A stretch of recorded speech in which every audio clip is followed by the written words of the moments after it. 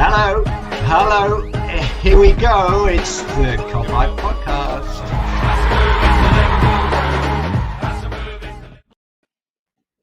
Hello everybody, welcome back to the Cop-Out Podcast. If it's your first time watching us, we appreciate the likes, we appreciate the views. Thank you very much for joining us. It is the Liverpool versus Leeds preview.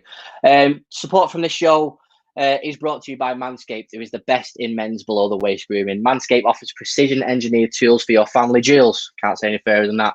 Manscaped is trusted by over 2 million men worldwide. Join the movement for all your below the waist grooming and get 20% off plus free delivery with the code COPOUTPOD at manscaped.com. It's at the bottom of your screen. Your balls will thank you.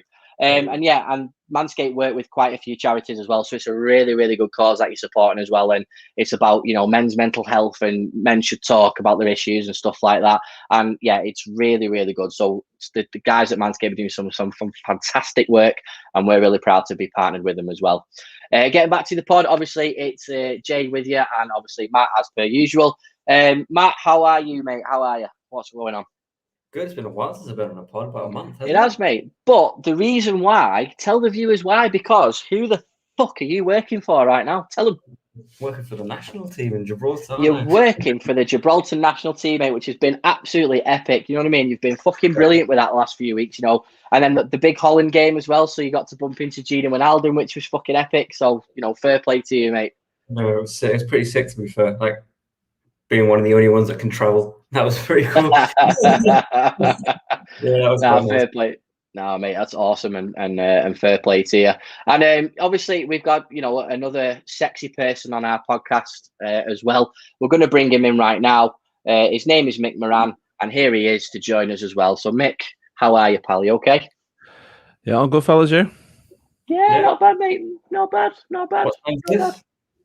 Well, I clicked on the link and it said already live, and I was like, "What the fuck's going on?" I was like, do you know what it was? Do you know what it was, mate? We were being dead polite because we thought, because you've been out with Kate today, we thought, do you know what? The lad is out with his missus having a few bevies, and he's got lost in the sun. Really doesn't matter. Doesn't matter. But do you know what? You've joined the boys anyway, which is fucking epic. Love it. I can sense he's pissed off, and I really don't want him to be pissed off. There was no evil intent. No. To be honest, I had a little nap and I've got a little cup of tea, so I'm just still waiting for a little bit. So you just crack on. Mate, honestly, I put a new keg in at midday today, so I'm all over it. Who have we got with us today? Right, so we've got Chris Kelly with us. How you doing, mate? And we've got Yuki as well, saying that's like the dream job. Complimenting you there, Matt. So, Yuki, thanks very much for joining us as well, mate, all the way from California. So, Mick, yeah, you know, it's the Leeds Liverpool preview. We're going back to Ellen Road for the first time in a fucking long time. We're not going to get into Leeds sort of memories just yet, but obviously, given that it is at the time of recording, it's 7:00 on Saturday. Results, touch wood, have sort of gone our way today. Thank you, Steve Bruce. God bless you, and all that sort of stuff. Can't believe that was just one of them things, which is just hilarious. Before I move on, Chris has just put in, yay, Mick and Matt are back. Piss off, knobhead, whatever. I love Brackers. I think he's great. But Mick, how are you feeling? You know, it's Saturday night. You know, Liverpool don't play till Monday night. Yeah, interesting day so far. I honestly couldn't believe when I saw that Newcastle were beating them. Was it 2-0 up, and then it was 2-1, and it was 2-2, and I was like, oh, fucking hell, the West Ham are going to get back in this and win 3-2, but they never. So, yeah, it's gone perfectly. We just need to make sure that we capitalise on that on Monday. And, yeah, it's going to be a difficult game because they've just beat Man City, but can't wait for it. It's going to be a boss game. This is it, Matt, isn't it? Because we don't know what type of Leeds United we're going to get. Now, we go back to the first game of the season. Leeds United fucking gave us a game. They were brilliant. You know, massively enthusiastic about being back in the Premier League. They've been chomping at the bit to get back for the last few years. And, you know, great at the back. I love the fact that Leeds United are back in the Premier League. I respect the club massively. I'm so glad they're back. But they did give us a game. And this isn't going to be any pushover, is it? I mean, you know, they're sitting mid-table. They're exactly mid-table, aren't they? Because they're like, I think they've won 14, lost 14. The goal difference is 0 as well, which is just fucking unreal. They are slap bang in the middle. They're staying up, which was the main goal. And they win as many games as they lose. But I tell you what, mate, it's going to be no easy game for us, is it? No, you're right. It's not going to be smooth sailing at all. But you know what are smooth? my balls. Thanks to Manscaped. So use the code. Love it. Fucking hell. I was thinking, is he going to go there? And he did. I'm so glad you did. Fucking brilliant, Matthew. Love it. But yeah, definitely not smooth sailing. Yeah, they're just beating City as well.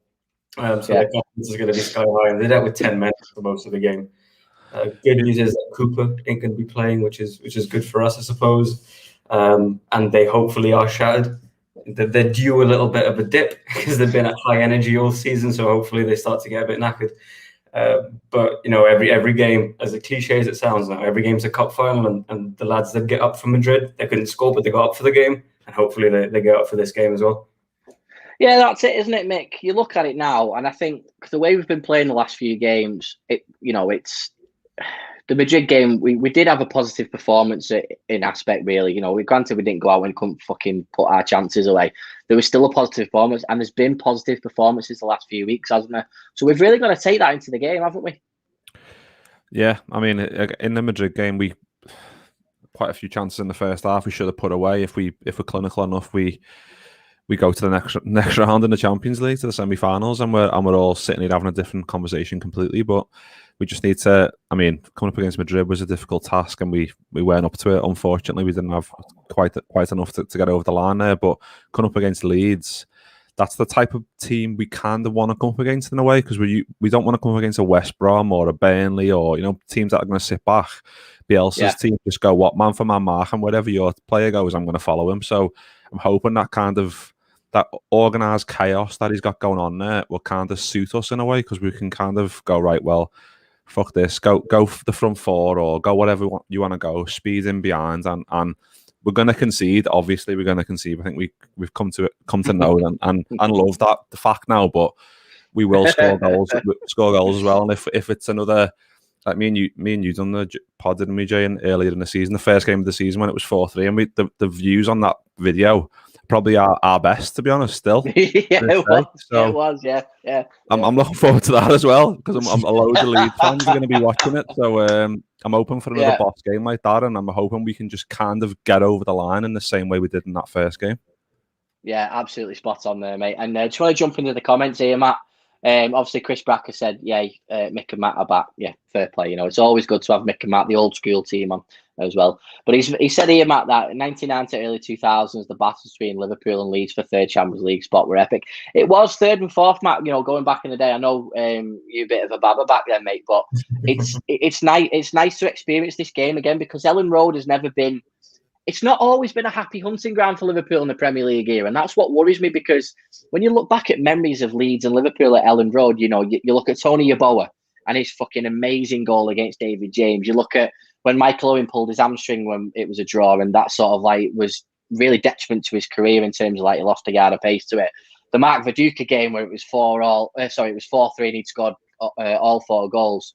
You know, we've had a couple of good runs before they got relegated where we beat them 4-0. So thank you very much for Mick to bringing that to my attention.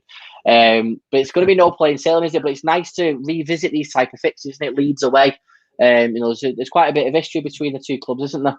Yeah, and I think as Corona's impacted our season by no fans at Anfield, I think it's going to impact them at Ellen Road as well. I think it'd be a much harder prospect with fans in the ground, like we've seen at Anfield. So I'm hoping that works against them, works to our benefit. But yeah, Leeds are as much of a baby as I was. Leeds are one of those great old Premier League teams. Like my uncle's a Leeds fan, and he was telling me all about how Leeds were dominant and how they were going to come to the Premier League and smash Liverpool, and that hasn't happened yet. So I'm hoping that doesn't happen this week. But yeah, I'm looking forward to the prospect of Ellen Road without fans. Get our marker down now, and then next year when there's fans in, we can go and looking back at a positive memory, hopefully.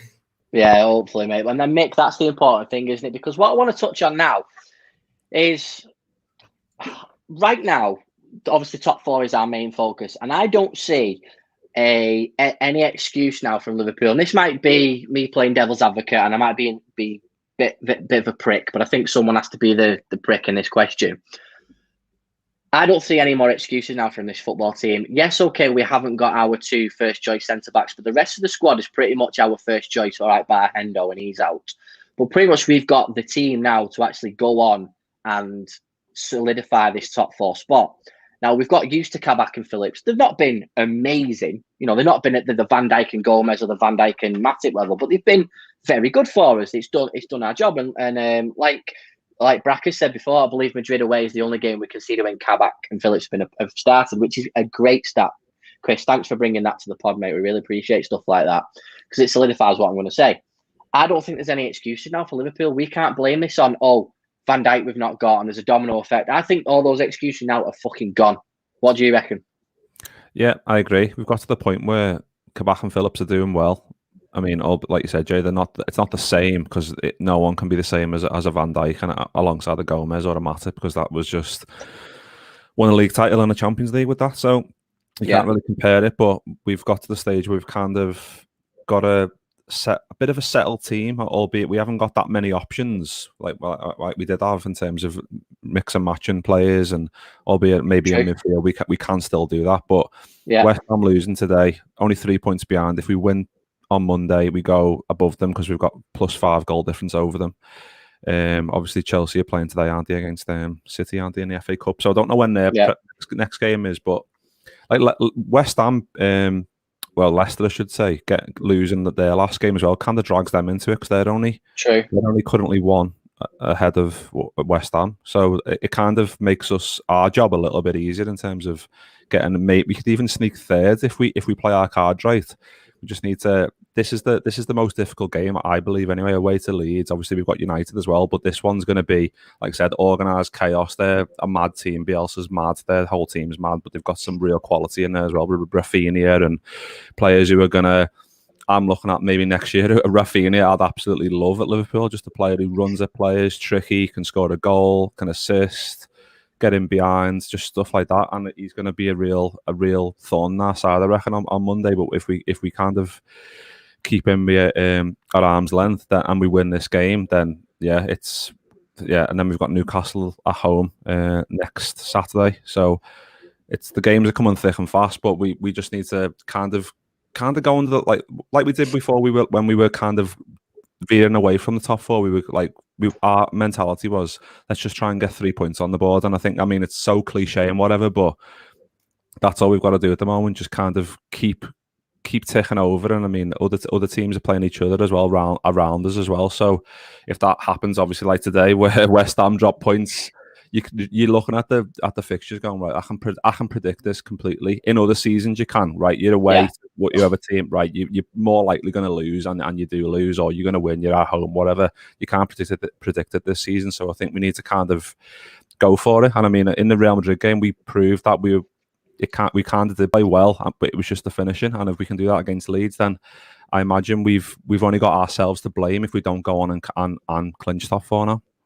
Yeah, no, it's true. Matt, from your perspective, have you got anything to add to what Mick said, or do you think like it is the same situation? We've all got ourselves to blame if we don't capitalise on this now, because there has been a time, as in this season, where results have gone our way and we haven't capitalised. I look at January being absolutely piss poor for us, obviously, but we get to the point now where it's now it can sort of slightly be back in our hands at the end of this weekend, and obviously with Chelsea playing on Tuesday, it does look quite good for us, touch wood.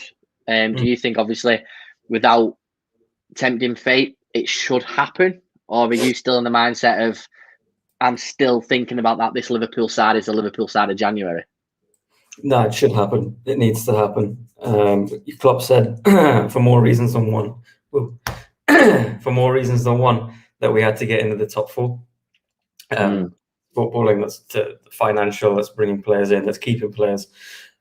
So we need it, and we should get it. It's weird when you think we've got Kabak and Phillips centre-backs that the issue is in the defence. We can't score a goal, because they did great against Madrid, to be fair, at Anfield. It's just the strike force couldn't hit a barn door, which was very odd.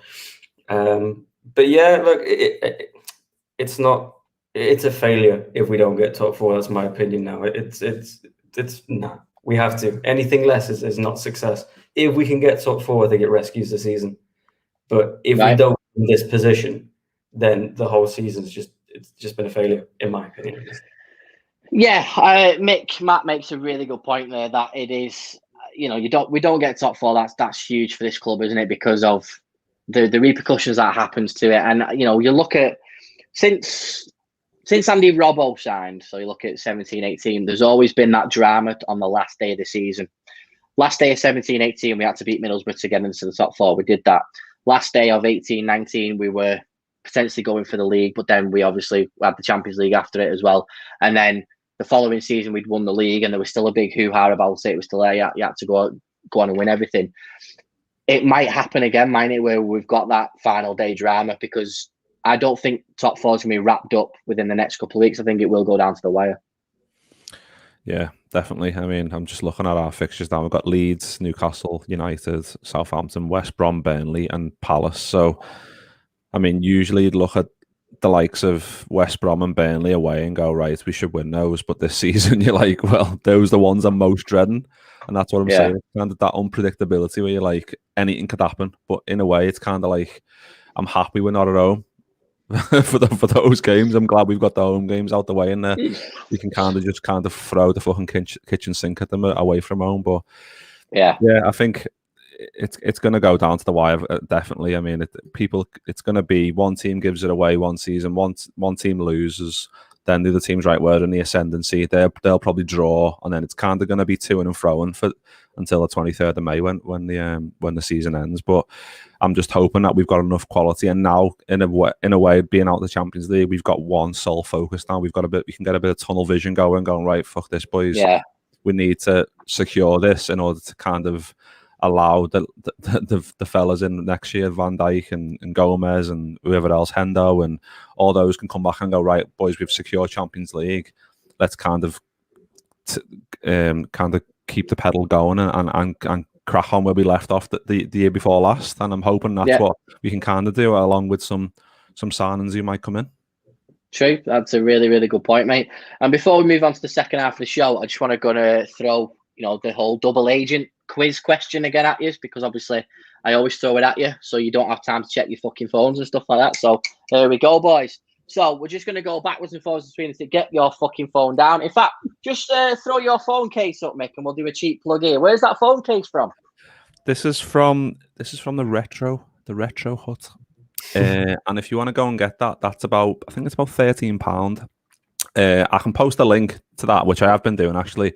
But this is a nice little sexy matte case. You can get it in gloss, you can get it in gel, you can get it whatever style you want. You can get this kit, you can get whatever kit you want. There's fucking shitloads on there. There's coasters, there's magic mugs, there's face masks, there's towels, there's whatever the fuck you want. There's loads on there. So go and check those boys out. They're in the description, and if they're not there, tell us they're not there, and I'll put them in there. Search Retro Hut on Google or whatever search engine you like. Is Ask Jeeves still a thing? I don't know if it is. No, fucking hell. How old are you? Jesus Christ, Ask Jeeves is not a fucking thing. I'm only messing. So here we go. Right. I need you to name as many people who play for both Leeds and Liverpool. Right. Matthew, go. Milner is one. Let's go back to Michael. Michael, go. Harry Kewell. Harry Kewell's another one. Matthew, back to you. Fowler, good. Michael, back to you. Oh, shit. Matteo? Correct. Well done for looking in the comments, dickhead. Honestly, never. I haven't got them open. Matthew, back to you.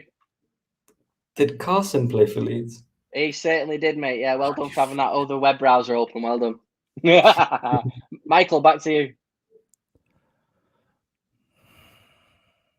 I think that's time out. Carson? Listen, no, I don't know. Okay, right. I'll go through the list. Right. There's some shockers here, boys. Nick Barmby played for Leeds as well. Jim Beglin, absolute legend. Scott Carson. I don't really want to say this word. El Hadji Diouf.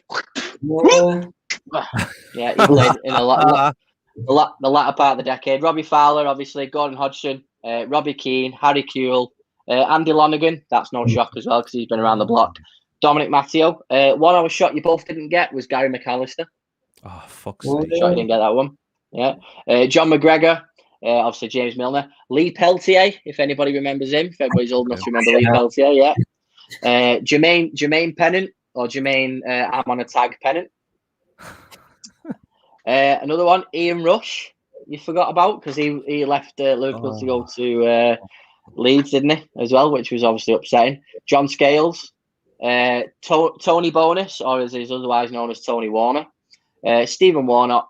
And Tommy Younger, way back in the early century, so 1930 was around there. It was when he was born. And Tommy Younger played for Liverpool in the 50s, and then played for Leeds in the 60s. So yeah, so quite a few people, quite a lot of household names there as well, coming up as well. So I always like those double agent things as well. So we've got a couple of bits of things to cover, obviously, with the Leeds game anyway. But in terms of the lineup, Matthew, how do you think Klopp's going to go? Because there's been some fantastic comments so far, and I just want to go through a couple of them. So Chris Bracker said, I'm going to cover a few comments here in one. Chris Bracker said, my only concern is some of our expensive squad options, i.e. Keita and Chamberlain, are still seen at risk to start them. And Brian said, I agree, all excuses are gone. We should win all our remaining games, but with one bump in the road, the Manx at Old Trafford. Absolutely spot on, mate. That always happens. Chris Bracker said, I do think we need to win our last 7 games to get top 4. 5 or 6 wins will do it. I agree with Chris there. Chris has also put in that Chelsea is still winning after, I think it'd be 85 minutes now in the FA Cup against City, which is really interesting. Anything to fucking stop them bastards doing the quadruple, I'm fine with that. That'll be good. John Morris said, mark my words, the top 4 will be City, United, Liverpool and West Ham. Oh, do you know what? I'd love that. Sign me up for that top 4 right now. Liverpool finishing 3rd and West Ham 4th. I'd love that. Yeah. Only because it's a new team getting there. But also as well, I won't be happy if Karen Brady gets there, because she pisses me off and does me head in. Ben Priest is back with us saying, if anything, we've played worse with the lesser teams this season and slipped into that season where we won against the big boys and struggled elsewhere. Yeah, mate, that was something that happened for years and years on end, which was really, really fucking frustrating. And Brian's agreed with what we said earlier. Top 4 is the final game of the season. Absolutely. Dave's joined us as well, which is brilliant. Ian from Facebook as well, mate. How you doing? Loves Liverpool, which is amazing. Like watching QVC, no vocation, Mick. Fucking brilliant. And then the boys have been flying in there with the answers. Between the two of them, they've got it. And then there we go. Scratch. Oh, it was 2-0 Pulisic, and he's gone scratch that. It's offside. Fair enough. Right, so Matthew, go back to it. He has gone with, Chris Pratt's gone with Alisson, Trent, Phillips, Kabak, Robbo, Thiago, Fabinho, Milner, Salah, Firmino, Jota. Now, Milner has kept his starting place in Chris's team. Matthew, does Milner start? No. Okay, what's your team? I take it it's pretty much the exact same as that? It's about, you got the back 5, Fabi, Thiago, but then bring in Mane for Milner. So you're starting all 4? Yeah, I'm starting all 4. I'd put Bobby behind the striker. He's got the energy, and they're going to be shit scared of Bobby, especially with Thiago and Bobby in the midfield, players that like to be pressed. And if they press us and these boys do their little magic turns, then we're away. And I was in the camp that Mane needed a rest, because I think he had a really good first half against Madrid and then faded massively. But it's Leeds, and he's going to get so much space down that left flank if we play our cards right, because Luke Ayling is just a wandering right back. So if we can get the ball out to Mane and Ayling's off on one, then he's got all that space to run at. So I'd play all 4. Okay. Mick, are you in agreement with that? Is that your lineup the same? I wasn't, but Matthew's just convinced me. It's just convinced me. Honestly, yeah, it does make sense, because like I said, the way they set up is just mental. They just go wherever the marker's going. So if we can kind of have all 4, and then they can all just go their own separate ways, and like they do anyway, they kind of fill in for each other. Don't they? Like Mane will go up top, Firmino will go left, and stuff like that. So that might be a good option to kind of bamboozle them a little bit and kind of throw them out of sync in terms of position wise. If Mane goes on the right and then Salah goes wherever he wants, and then the other guys do that. So yeah, I'm in agreement with that, to be honest. Just so we can kind of see how we go with that, and then if we need to throw someone else on, like maybe like Chris said, maybe like an Ox or a Shaq or someone kind of like that, who can kind of have a shot or pick someone. I have a needle pass towards the end of the game if we need them, then we can do that. Funnily Yeah, enough, no, that's one of go the on, top, man. sorry, Jay. No, If go on, one mate, of carry on. the people don't start, I'm going to throw in Ox to start. I think he looked all right off the bench against Madrid, and that power, at least running power in the midfield, he looks to be starting to get back into the groove. And I don't think he gets 10 minutes against Madrid over other players if Klopp's not eyeing him to start starting matches now in this run-up. Interesting. That's a really interesting point, that, mate. You are right. The last couple of games, Ox has had his couple of cameos and he has looked good. My argument is the Milner situation. So James Milner is coming against his old club, his boyhood team, a club he loves. You are, Matt? His next club. Well, this is the thing. We all thought that would happen this year, and it didn't. And we, there was no, anxiety or amongst about it. We all thought it was going to happen. We, shake hands and thank you very much. Has he not, Mick? Has he not? I'll come to you first on this. Has he not earned his place? Because the last couple of games, James Milner's been the James Milner we've needed at this stage. I think he has, but I just feel like for this game, if it was the Newcastle game on Monday, I'd be like, yeah, Millie defo starts. But because it's Leeds, and like I'm saying, like we said, trying and bamboozle them is as good as we can do, and not put a million there and going with the 2 and then going the front 4. I think that is our best chance of doing that in a way. I think they're expecting Millie to start. They're expecting, and I mean, not having Millie in there will be to our detriment because we won't have a voice in there. But having the 4 in there up top will work in our favour, I think. So that's why I'm kind of leaning towards that. I mean, that's my pick, but I do think Klopp's pick will be what Chris in the comments has said. But I'm hoping that he kind of just goes for it and goes for the front 4, and we just kind of take the game to them and see what happens. Yeah. Am I being too much of a romantic there by saying that if Millie plays against Leeds, we're going to get even bigger of a performance out of him? I mean, I know he's not playing in front of fans. There's lots of people that watch James Milner score against Sunderland as a 16-year-old. Hashtag trivia. And it's not the Leeds that he knew. It's a different type of Leeds, but it's going back to there, and he'll get minutes, won't he? Milner will get minutes. Yeah. I mean, it's not. I don't think you're being romantic. I think if James Milner plays, James Milner does well. And if this was United, I'd say play Milner, just because he's going to smash someone, and he's going to scare them, and he's going to help dominate the midfield. The issue is it's Leeds press. Yeah. And Milner's not as quick on the turn as he used to be. And if I can get Thiago and Bobby to just skip past one player, which could potentially open them up over Milner's hard-ass tackling, then I think I'd take it just for this game. It's a weird one. It's not like a normal setup. It's just a completely different setup that no one can do. Yeah, it is. It is different, mate. And you're absolutely spot on. Now, I just want to come to the comments because two of the guys made some really, really good points.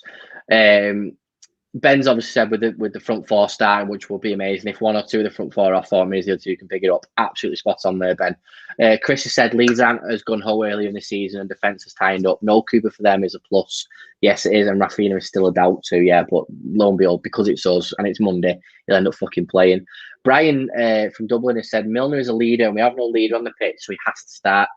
Gini is not a leader, especially now as he's off and his mindset is he's leaving. Now, Mick, I want to come to you with this because we said on the pod, didn't we, for the team news before the Madrid game, that with Millie starting, we said within the first 5 to 10 minutes we're going to see a Millie fucking challenge, aren't we, to set the tone? And we saw that on Benzema. We saw it straight away. It was like, get in, James. That's exactly what you're there for. Are we not missing that if we did? The fact of Gini gets the captaincy, I mean, that's another issue in itself. I still think Bobo is more of a captain in that, and that's no slight on Gini. I just think he's a national captain. He should be the fucking captain in absence of Van Dijk, Milner, and Hendo. But are we not missing that if Milner doesn't start against his old club? I think we are. I think we will, and that's why I'm saying like Klopp. I imagine Klopp will do that because it's that leadership there that we do miss. But I'm hoping that he goes, fuck that. We need to kind of take the game to them and try and bamboozle them as much as we can. And I think that might be our best option. I mean, they've got a really good team, and midfield they've got some quality in there that you kind of like. This is like, I can't believe that they're doing this well with the players that they've got. Like, they've got some like players that you didn't think would adapt to the league in the way that they have, and it's true testament to the quality they've got in there and the level of management they've got in there as well. So it wouldn't surprise me, but if it was me, I would go with the front four and try and give that Thiago and Fabinho double pivot midfield another go and see what we can do, and we can always change it in game, like just after half time or whatever, if we need a bit of more, like you said, a bit more vocal leadership in there. We can always change that and take a Bobby off, or take a Mane off, or take whoever off. But I'm agreeing with Matt in terms of that left hand side is a big thing with their right back Ayling flying forward. I'm just thinking that with him there, Bobby just sat in deep and can push in just behind Hotter. If Hotter's up front, those spaces will just start to look massive if we've got more quality in that final third and we can kind of pick them off. Really, honestly, that's a really, really good point. I honestly, for me personally, I'm just like, I'm split between the two, because I want that leadership, I want that vocality on the pitch from James Milner, and we get that with him. We get that oomph, we get that fucking flying tackles, and I think that's what we need. But this isn't the Leeds United of what my memory serves me, what I've grown up with. This is a completely different Leeds United. This is a bit of a sexier Leeds United. You know what I mean? They're a lot more creative than the one that were quite hard hitting, the likes of Decor and Danny Mills and Viduka was a power forward and stuff like that. And it's trying to get my mindset away from nearly 20 years ago to bring it back. It's crazy. It really is. And I think you boys are right at the end of the day. I think more creativity. And James Milner is 35 years of age. I don't think he could probably start another game for me. I don't think it's going to happen. I think, like what Matt said earlier, I think it is the Newcastle game. I think it is. Or was it you that said it, Mick? It does change if it's the Newcastle game. But what I'm excited about is just the change in the lineup, because the one thing that's been a big question since the Madrid game, and Matt, I'm going to come to you first, because we're going to get a slightly neutral answer. Because if I go to Mick, we're going to get a completely biased answer, and Mick's going to raise his eyebrows at me. He's going to know exactly what I'm talking about. Yeah, there you go. Yeah, exactly. Matt, one of the big talking points the past week has been about Thiago. And I'm saying the talking points because of that's the Madrid game, and he didn't start, and he came on, and then the Twitter feed was going bananas saying he should have started the game, and this, that, and the other. Has there been too much pressure on the signing of Thiago, because he was the signing that everybody wanted? He hasn't played in the role that he was signed to play. I think he was signed because Klopp was planning on changing his formation this year and hitting people in a completely different way. The injuries and all the domino effect it has on that. Do we need to just say, listen, the real Thiago is someone we're going to see next season? Yeah, 100%. And I know that a lot of people were criticising Klopp's decision to leave him out of against Madrid, but I think Klopp's decision was vindicated in a way, because the chances were created. It's the front three that just let us down in terms of goal scoring. So we weren't missing any creativity because the chances came. We just didn't put them away. Bear in mind, Thiago has maybe played, 2-3 matches in the midfield that he was signed to play in. I think what we're going to get this week is a guaranteed Thiago start against Leeds, because he didn't play against Madrid. True, And Fabi will start because we need Fabi. With the back two that we have, we need Fabinho defending it. But yeah, next season when everyone's fit and firing, then you can unleash Thiago a bit, because even if he's not playing in the midfield system that we signed him for, you want to let him loose. And he's smart enough. Like, okay, take Miller out of the squad. We don't lose all our leadership. Thiago's still a leader. He's won a lot. And he's smart enough to know that he can't be completely unleashed, because he's got some defensive work to do, especially with Phillips and Kabak behind him. But next year, when you've got Van Dijk, Gomez behind him, Fabinho in front of them, then he can literally go, well, I can do whatever I want here, because even if I lose possession, no one's getting past them. So I understand he's been shackled to some extent, because whether it's the system or whether it's himself, he knows that he can't be free. Next year, he's going to just De Bruyne the shit out of the Premier League. Mick, I think that's one of the you know what, it's a really nice thing that Matt said there, because I think obviously it's a great compliment, because we all love De Bruyne, don't we? At the end of the day, you might wear that fucking sky blue bullshit, but we all love De Bruyne at the end of the day. But I think we've all seen glimpses of Thiago of the player that we signed, haven't we? And let's face it, we all know what he's capable of, but he hasn't been unleashed as those shackles haven't come off. Like I said, we've seen glimpses of it, but it's really unfair the fact that he's getting a lot of from rival fans saying, the biggest waste of money this season, the biggest transfer flop of the season. He's up there alongside Werner and all that bullshit. And it's really, really unfair, isn't it? Because we haven't seen the best of him because he hasn't played in that position. And I again, do you agree with Matt that we're going to see that? We're just going to put Thiago Cam on. There we go. There's Thiago Cam. Mick, crack on. Yeah, it's going to happen sooner or later. Like we've seen it in drips and drabs. So it's just, he needs that security in the arm where he can kind of go, right, fuck it. I'm going to go forward. No implications behind me. And we've seen it in certain games where we've kind of been more secure and he's been man of the match. So it's just about getting that balance that he's came in doing a job that he's not used to, flying into tackles, giving away loads of yellows. Rival fans are going, oh, he's done the most thumbs up. I've got a Man United fan who says, because he does a thumbs up quite a lot, that he's done the most thumbs up in the Premier League, and you're like, is that all you've got? Is that literally all you've got? Yeah. It is quite sad, to be honest, but yeah, he's an abed, but that's another conversation. But yeah, I can't wait to see him unleash next year. I honestly can't, because he's going to be settled in the team at least from this season, where a bit of a shit show. If we get top 4, it's going to be massive, in my opinion, absolutely huge if we get that, and we can kind of crack on next year with the big fellas back in defence, and I'm hoping a few more transfers coming in as well to kind of solidify everything that we've already got, with probably a lot of people leaving as well. So yeah, I honestly can't wait. And there's been a bit. What gets me is the pressure that surrounds him, and is just mental, because he's obviously a quality player, and if he went to United and he had these kind of struggles, you've kind of got to watch the whole game anyway. I think when rival fans watch a game, they're watching like the highlights and the misplaced passes and the yellow cards, the stuff that Match of the Day show.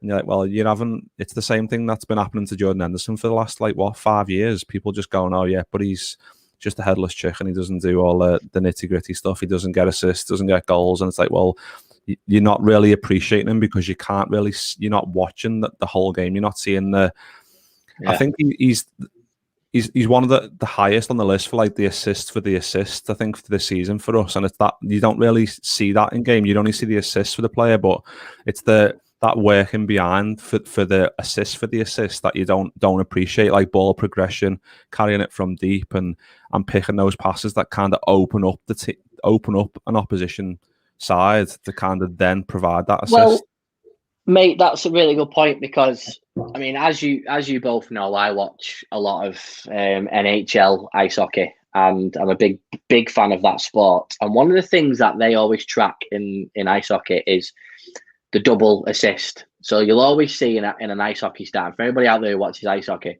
whoever scores the goal, they always represent who scored and who the two assists are. So it's always the last 2 passes that come in who get the assist, and they share the assist. And it depends how long the play is, but there's always the person who scored the goal. So it could be Jay Pearson scored the goal, assist from Mick Moran, and assist from Matt Ramirez. Means the pass came from Matt to Mick to Jay, and he scored. Now, that obviously doesn't get recognised in football. Now, Mick, from your perspective as a big Thiago fan, does it disappoint you that he hasn't recorded an assist this season? It does, but like I said, because he's operating from, well, for most of his season this season, he's been operating from a more deeper position. So he's not getting into those positions where he can directly have an assist. So unless he's taking a free kick or a corner or whatever else, or he's getting further on into the final third of the field, which he hasn't been for most of the season, because he's been, he was a 6 for quite a big chunk of that, wasn't he? So, and it's only been the last maybe like 10 games where we've seen him in that more advanced position as the side of a 3 in midfield, where he's obviously been good some games and been not so good some games. So if we can see that more next season, and him trying to kind of replicate that position that he played for Bayern, and we can see that like the passing's there for all to see, like the passing, the incisiveness, you know how the quality's there. It's just like Matt said, providing that foundation in behind him where he's got. For me, footy's like 90% is in the brain, and if you haven't got that mental strength in terms of thinking, well, if I go forward now, I know for a fact someone's in behind me who can kind of go right. They're not going to get past us. If you haven't got that, then I'm sorry. Then you're always going to be thinking in the back of your mind, I can't go too far forward because the defense isn't quite there, and they're still forging this new partnership. And they've done really well. But I'm hoping next year when we get back to a bit of more normality, that can kind of like slot back into place. I agree, and Matt, I think Mick's absolutely spot on there, isn't it? There's a lot of mitigating factors, and Thiago signed with a conversation with Klopp saying, "This is how you're going to fit into my team. This is how we play. I might change it slightly now that you're in," because everyone was clamouring for, we're missing that Coutinho type player, we're missing that person who can thread that ball through, we're missing the player who can see that fucking pass that no one else sees.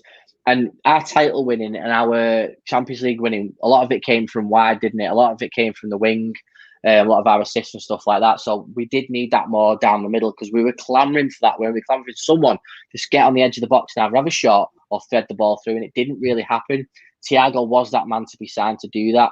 Obviously, we haven't seen it because of the mitigating circumstances, but it's really exciting because I don't want to use the whole cliche phrases. Thiago will be like a new signing next year because we've got everybody fit. I hate that. I want to kill myself for saying it. I do apologise for everybody who's fucking listened to me say that. But there's a little bit of truth in there, isn't there? Yeah, we'll have a fully fit Thiago 100% for the first time. Well, for the first time because he came with a knock. Then he got COVID. And then Richarlison decided to fucking rip his leg off.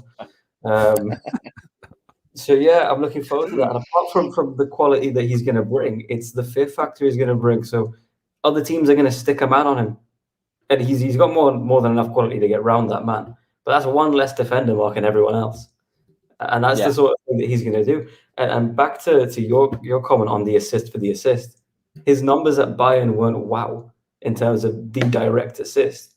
But no one doubted his ability because he'd play the pass that got them all away. And when we've got a rapid front three and two rapid flying fullbacks, that pass to get them all away, someone else is going to get the assist. But if it's not for that pass, that attack doesn't go on.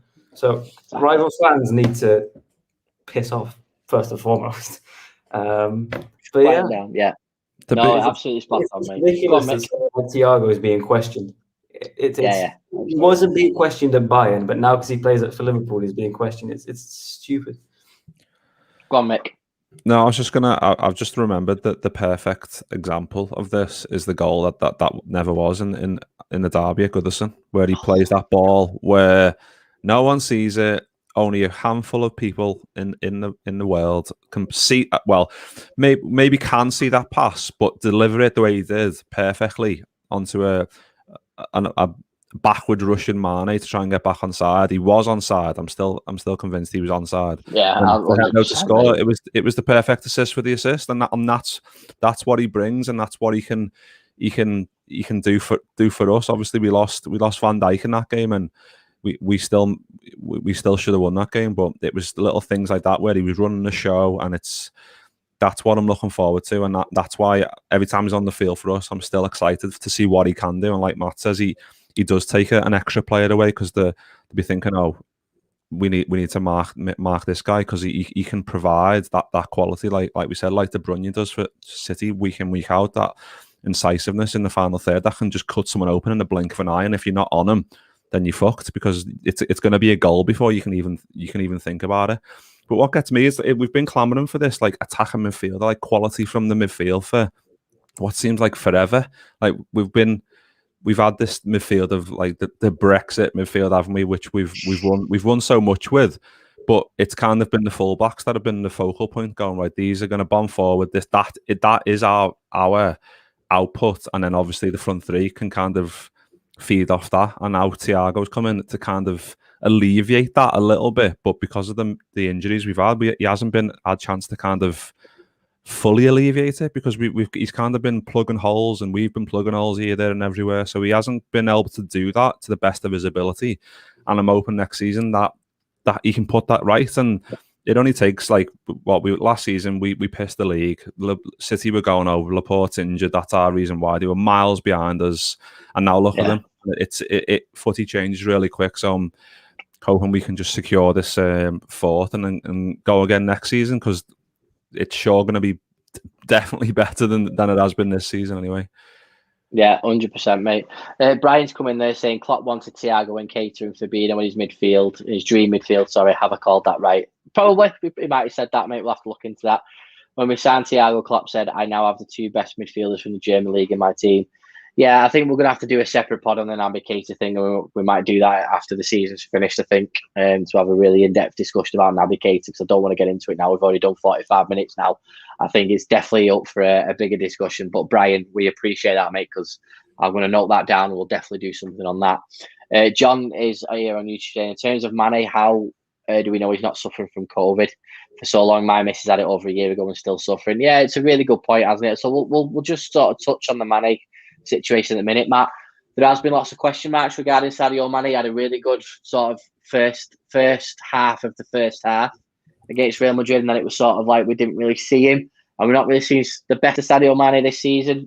Is it a case of burnout since 16-17, or I don't know? It's hard to grasp, isn't it? We just do the entire squad just need a fucking that's it, a reset now? I think he's just allowed to have an off season after everything he's done for us. He's got one season more in his legs than Firmino and Salah. One season more than Firmino in his legs. 2 seasons more than Salah in his legs. He's been carrying us longer than anyone else has on his back. Yeah. I think he's due a drop off, but he's not gone by any stretch of the imagination. And you know what? If rival fans or rival players want to think that Sadio Mane is done, that's to our benefit. Absolutely. Yeah, definitely, mate. And I wouldn't be surprised if he just decides to turn it on against Leeds, because he's going to be given the space. We hope he's going to be given the space. Yeah, look, I mean, his first half of the first half performance against Real Madrid is enough to tell me that this guy isn't done, because he blitzed it. He was the biggest threat for that first half hour or so. Yeah. Naturally, he's going to drop off. I didn't expect him to drop off as much as he did. But yeah, he did. Whether that's another reason, we don't know. The club are obviously very silent with what's going on. But look, he's not done. And next season, again, he'll be fine. Yeah, I agree, mate. I agree. Well, listen, boys, we're close to 47 minutes here. It's been a fucking great discussion on this. But let's get score predictions going before we go. Mick, come to you first, mate. Score prediction for Liverpool Leeds Monday Night Football. What we saying? I can't say my usual 2-0 because we're never keeping a clean sheet against the Leeds, are we? So, you know what? I'm going to go 3-2 to the Reds. 3-2. Oh, that's what I was going to go for. I love that. 3-2. Are we going to name any goal scorers? Are you not bothering? Bobby Attrich. Matt? You know what? We're talking about Mane. I'm open. Like I've been saying all the season. Obviously, not all the season, but the part of the season where he's kind of dropped off a little bit. We've got to kind of just play him into form. Just keep playing him, see what happens. It might be burnout and we might be doing the wrong thing completely, but we don't know that. We've just got to keep going because he does look sharp. It's just, for me, it's just a mental thing. It's a mental thing. He's just completely, his decision-making has just kind of dropped off the edge of a cliff. He just needs to kind of get that back. And once he kind of gets that back a little bit, I'm hoping we'll see that. So I'm hoping that is on Monday and we can kind of see him get a couple. Yeah, fair enough, mate. It's a really good point, that. Matt, score prediction?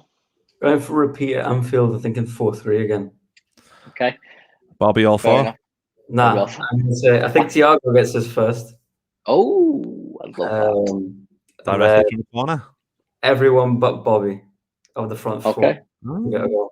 Are you all right? Have you hit your head or are you okay? I think if Bobby plays, he plays in a more creative role. That's why. If Bobby's up front, he's getting a hat trick all day, though. I was going to say, have you been using the Manscaped a bit too much? Because absolutely brilliant, boys. Well, listen, that's been such a good show. This the longest preview we've done in a long time. There's been so many good things to talk about. There's been some great comments as well. I'm feeling really good about this top four race. I really am. You know, if you look back on the podcast from 2 months ago, we were fucking down in the fucking dumps about finishing the top four. But somehow, sat here, Saturday night. It's looking a little bit rosier, so fingers crossed that carries on. But as always, the support for the Cop Out podcast is brought to you by Manscaped, who is the best in men's below the waist grooming. Manscaped offers precision engineered tools for your family jewels, absolutely like Matt said earlier. Manscaped is trusted by over 2 million men worldwide. Join the movement for all your below the waist grooming and get 20% off plus free delivery with the code COPOUTPOD in the description below at manscaped.com. The great thing about Manscaped as well, they work with so many male charities for the fact that a lot of men don't speak up, telling cancer as well. And it's been absolutely brilliant, the support that they've given us, the podcast, and we to them as well. So please check them out. And obviously, we all know about Matt's little trim that happened on earlier in the podcast. So we appreciate that. My thanks to Mick and thanks to Matt as per usual. We will be back for the team news on Monday when hopefully we're going to be looking at the league table, a little bit of rubbing our hands, and we will be back for the team news, and we're back straight after the game as well when hopefully Liverpool are looking a lot brighter in that league table. Enjoy the rest of your weekend. We appreciate everybody that's joined us in the comments as per usual, guys. We love you to pieces. Like, comment and subscribe, and we will see you on Monday. Ta-da.